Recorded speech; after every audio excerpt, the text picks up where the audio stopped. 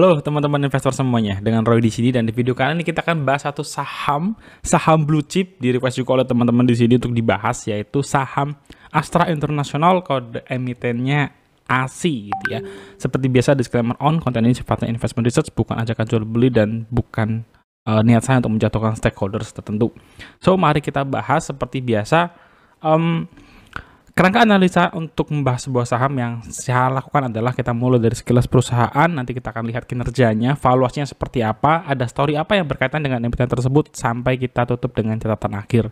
Apa yang menjadi ide investasi saya untuk ASI saat ini adalah sebuah emiten blue chip company, cyclical gitu ya, keuangannya strong, solid, kinerja juga menurut saya bagus, dividennya oke. Kalau teman-teman beli kemarin saat come date itu bisa dapat yield 8% ya. Bagus banget, 8% itu setara dengan dividen BJTM, BJBR.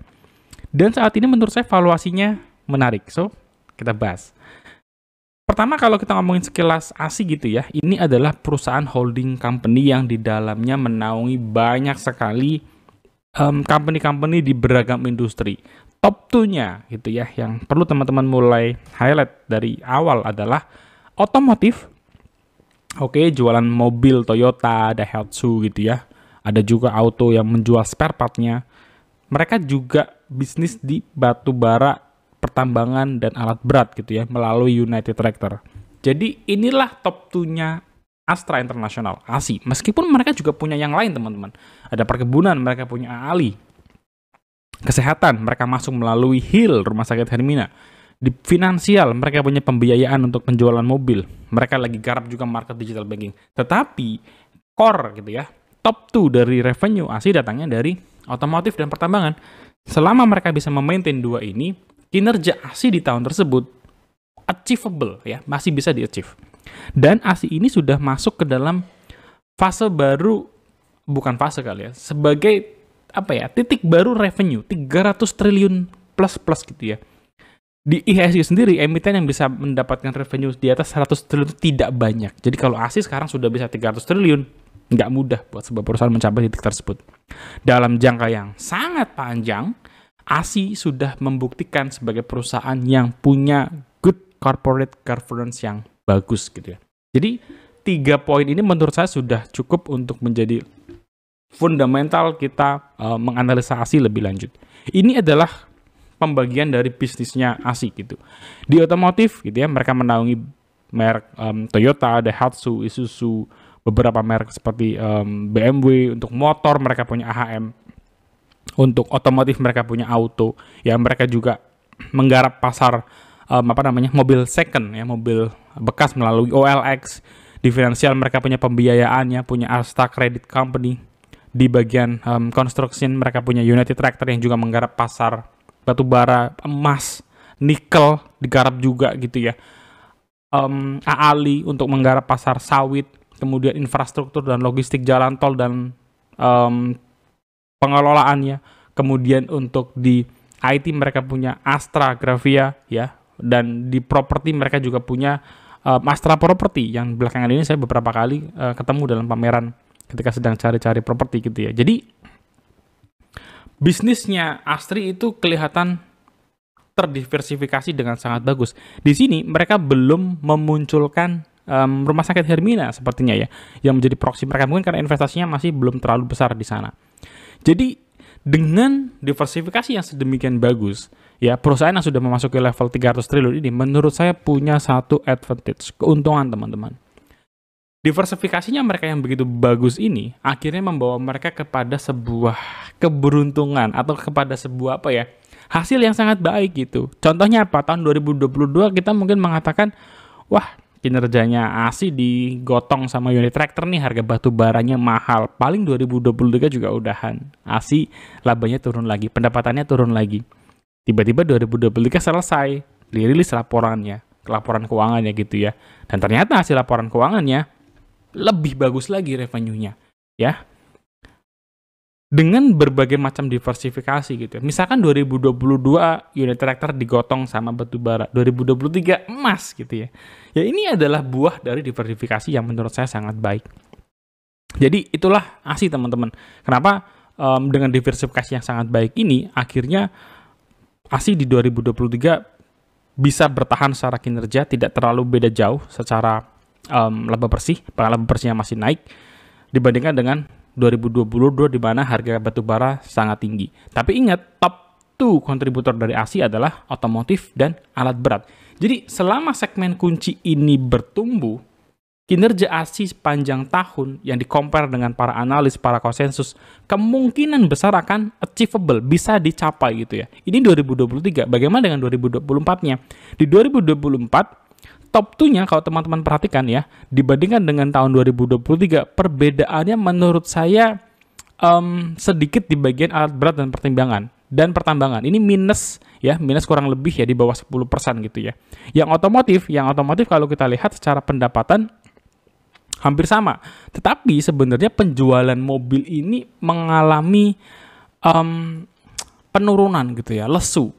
Jadi lesunya segmen otomotif itu tercermin dari penjualan mobil ASI yang turun 20% gitu ya. Ketika segmen penjualan ASI diturun 20%, kalau teman-teman gali lebih lagi, penjualan mobil di nasional itu juga mengalami penurunan 24%. Jadi kita dapat gambaran ya, market share nasional di-compare dengan ASI itu perbedaannya kecil ya, 4% gapnya. Artinya kalau secara nasional itu naik, mostly ASI juga akan ikut naik. Di sisi lain, kalau kita bicara soal ekuitasnya, dia menghasilkan ROE 15% dengan DPR level 62%. Makanya kemarin dividennya bisa ngasih 8% yield gitu ya. Mungkin saja ya ke depan dengan semakin mature yang bisa ASI, DPR-nya bakal makin naik gitu, mungkin 70%. Bisa aja akan sampai lebih tinggi lagi. Intinya kalau kita ngomongin yield ya, kalau DPR mungkin bisa dikotak-katik lah, makin naik perusahaan. Tapi kalau kita bicara soal yield, itu bicara soal berapa harga yang kita pegang. Dan harga kemarin di harga 5.050 ya, Kamdit itu sekitar situ, itu yieldnya 8%, bagus banget sih menurut saya. Dan kalau kita bicara soal utang, perusahaan ini utangnya juga sangat terjaga, DER-nya 0,46 kali. Dan apakah dividen ini bisa kita ekspektasikan terus gitu beberapa tahun ke depan? Kasnya 41 triliun ya. Saya rasa kasnya secara posisi kas ASI bagus banget, bisa di-maintain di posisi ini. Mereka ngasih 17 triliun untuk dividen, aman lah ya kalau kita bicara soal bisnis 2, 3, 4 tahun ke depan. Secara kas, secara posisi bisnis, ASI saya rasa bisa membagikan dividen di level yang dekat-dekat sini gitu ya. Kemudian kalau kita pindah ke bagian valuasi gitu. Bagian valuasi, quote favorit saya adalah membeli perusahaan yang wonderful di harga yang fair ketimbang membeli di harga yang wonderful tapi perusahaan yang biasa aja. Yang lebih menarik lagi adalah ASI justru harganya sedang undervalue teman-teman. Kalau kita ngomongin min PI 5 tahun, sudah deket banget dengan harga ini. Kemarin kalau ada yang nyerok habis Kamdit ya di exit 4.000 berapa? 4.500 ya itu tambah aja gitu. Kalau saya sih masuk di harga 5.000 dibanting ke 4.500, sudah nyiapin strategi ya beli lagi aja. Dan sekarang sudah naik lagi dikit ya 4.800 ya. Mungkin nanti akan turun lagi, tapi ya kita stick dengan investment thesis yang kita coba lakukan gitu ya dalam mengambil keputusan ini. Yang menariknya kalau kita bicara soal harga saham di-compare dengan performa dari perusahaannya, fundamental, kita ngomongin fundamental. Laba dari ASI 5 tahun yang lalu dibandingkan dengan ASI yang sekarang beda gitu ya. ASI sekarang laba bersihnya naik 30% lebih tinggi. Dalam kurun waktu 5 tahun mereka mempertahankan CAGR 10%. Tapi kok harga sahamnya sama gitu, nggak kemana-mana ya. Inilah kesempatannya gitu ya. Saya mendapatkan konten yang menarik nih teman-teman dari Algorisas, akun Instagram. Teman-teman juga boleh cek. Jadi akun ini berusaha membandingkan ASI dengan deposito dan ternyata kesimpulannya yang menang adalah deposito. Dia secara singkat mau bilang daripada kita investasi 10 tahun jangka panjang, mendingan deposito aja, hasilnya lebih bagus gitu ya. Itu kesimpulan menurut Algo, dan nggak salah karena datanya mengatakan seperti itu. Justru dari sini kita bisa belajar teman-teman bahwa dalam jangka waktu yang lama, 5-10 tahun, harga saham ASI itu nggak kemana-mana gitu ya. 5.000 mendekati 7.000, 5.000 mendekati 7.000, 5.000 mendekati 7.000 ya. 5.000 mendekati 7.000, 5.000 mendekati 7.000, 5.000. Apakah akan mendekati 7.000 lagi gitu ya? Ya mungkin saja. Historinya mengatakan seperti itu gitu ya. Apakah masa depan akan mencerminkan hal sama? Mungkin. Apalagi dengan kondisi bisnis yang secara fundamental, menurut saya tidak ada isu yang cukup signifikan untuk saat ini dalam time frame 2-3 tahun ke depan. Jadi apakah ini momen untuk bisa buy? Menurut saya iya. Karena di harga ini kita bisa melihat ASI sering sekali bertemu di harga 7 ribuan, which is 40%. Ya, 40% potensi profit dari ASI beli di harga under 5.000 dan kita jual di harga 7.000. Kenapa kita jual di harga 7.000? Apakah ini trading dong Bang kalau begini? Ya enggak, ini adalah taking profit area kita, mempertimbangkan mungkin harga wajarnya ASI segitu dievaluasi gitu. Dan kita juga memperlihatkan bahwa dalam time frame ke belakang, seperti itulah market mengapresiasi harga ASI. Kecuali teman-teman ingin menjadikan ASI ini sebagai dividen for living gitu ya. Karena company juga membuktikan tahun ke tahun dividennya makin bagus. Itu beda cerita. Tapi kalau kita ingin memperlakukan ini sebagai growth stock gitu ya, bukan growth stock, sebagai value stock, kita beli di murah dan jual di mahal, ya teman-teman bisa mempertimbangkan area-area 7 ribuan. Jadi, apa story mengenai ASI belakangan ini? Yang paling kencang adalah negatif sentimen soal electric vehicle gitu ya. Electric vehicle. Kenapa EV ini begitu menghantam ASI? Karena teman-teman tadi balik lagi ya, top 2 kontributor dari saham ASI adalah otomotif dan alat berat. Ketika otomotif yang diserang, sentimen begitu kuat terhadap ASI dan ya harga sahamnya berguguran gitu ya, dibawa turun sampai ke 5.000. Tetapi teman-teman juga harus memperhatikan bahwa perusahaan ini adalah perusahaan yang tetap ekspansi kok. Dia masuk ke hill, masuk ke segmen kesehatan yang sebelumnya nggak punya. Mereka memang jualan permata, tapi mereka mulai menggarap bank saku gitu ya. Digital banking mau dimainin. Tapi kita nggak bisa expect apa-apa terhadap investasi ASI di emiten-emiten lain ini. Kenapa? Karena kontribusinya masih kecil. Kapan bisa pertimbangkan? Nanti ketika sudah at least 20% dari ASI kita bicara lagi deh mengenai segmen-segmen yang lain-lain ini. Nah, sekarang kalau kita lihat dari perspektif risiko, maka kita mendapatkan gitu ya kesimpulan nggak ada fundamental issue nih sejauh ini untuk saham ASI. Bisnisnya bagus, GCG-nya bagus, diversifikasinya super solid. Bagaimana dengan titik entry-nya? Di harga titik entry ini min PI-nya 5.500. Kita kalau entry di 4.800 atau kemarin deh saat sebelum exit gitu ya 5.000 itu masih di bawah dari min PI 5 tahunnya. Jadi untuk saham ASI ini saya pribadi lebih suka untuk di hold santai gitu ya. Kita nikmati dulu aja dividennya 8%, cicil-cicil lagi ketika dia turun lagi gitu ya. Dan fokus pada top 2 kontributornya, otomotif dan alat berat. Apakah ada isu news yang signifikan, faktor bisnis yang signifikan terhadap dua sektor ini? Selama itu aman, menurut saya sepanjang tahun itu ASI kinerjanya bisa achievable. Nah, kalau kita ngomongin soal penjualan ASI yang lesu tadi, ya, di awal tadi kita sudah sempat singgung, dari data ini saya ambil dari Stockbit Research, penjualan ASI turun 20% sepanjang tahun. Nasionalnya turun 24% data dari Gaikindo gitu ya. Astra turun 20%, non-Astra turun 24%. Secara market share ternyata ASI mengalami penurunan dari 58% di tahun 2023 menjadi 55%. Apakah market share yang berkurang ini adalah karena faktor EV? Mungkin saja, tetapi kita harus ingat investment period kita kan short medium term, 2-3 tahun. Apakah 2-3 tahun electric vehicle itu akan sedemikian sedemikian mature untuk Indonesia? Ya, teman-teman silakan jawab sendiri gitu ya. Kalau menurut saya, belum. 2-3 tahun lagi kita masih sulit untuk punya mobil listrik. Kenapa? Ngecasnya gimana, peraturannya gimana, di jalannya seperti apa, teknologinya berkembang sejauh mana, bisakah punya range perjalanan yang lebih tinggi lagi gitu ya, mungkin sampai 1.000 km.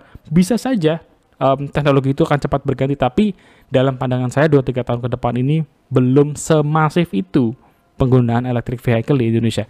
Jadi dengan kita mengambil time frame 2-3 tahun, artinya kita bisa berasumsi penjualan mobil Astra akan tetap bisa solid. Jadi itu dia teman-teman, materi untuk pembahasan saham ASI ini. Kita sudah sampai di catatan akhir. Semoga memberikan insight, dan buat teman-teman yang baru ketemu channel ini, jangan lupa langsung subscribe dulu dan tekan loncengnya biar gak ketinggalan.